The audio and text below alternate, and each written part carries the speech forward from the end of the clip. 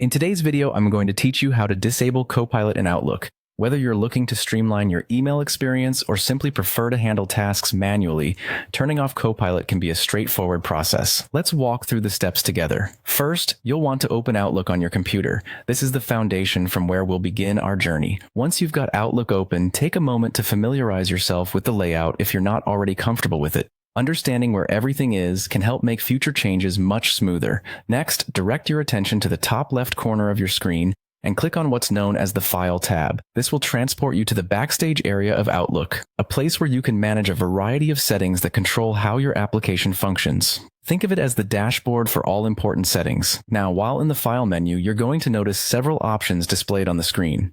Among these, look for and select the Settings option. This is where we start diving a bit deeper into the customization features that Outlook offers. Within the Settings menu, you'll need to search for a tab labeled Copilot. It may not be immediately visible, so take your time and scroll through the options if necessary. Spotting the correct tab is crucial, as it houses the specific feature we aim to disable. Once inside the Copilot tab, you'll need to find the option that says Enable Copilot.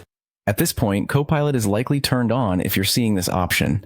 Simply click to turn off this feature. By disabling it, you can regain a more traditional email workflow if that is what you prefer. The final step to ensure that Copilot remains turned off is to restart Outlook. Closing the application and reopening it may seem like a straightforward task, but it's important to finalize any changes you've made to the settings. Think of it as giving your program a fresh start with the new configuration in place. By following these steps, you've successfully disabled Copilot in Outlook. Remember, anytime you wish to enable it again, you can reverse these steps to reinstate that functionality. Customization options like this one are designed to give you control over how your applications work for you.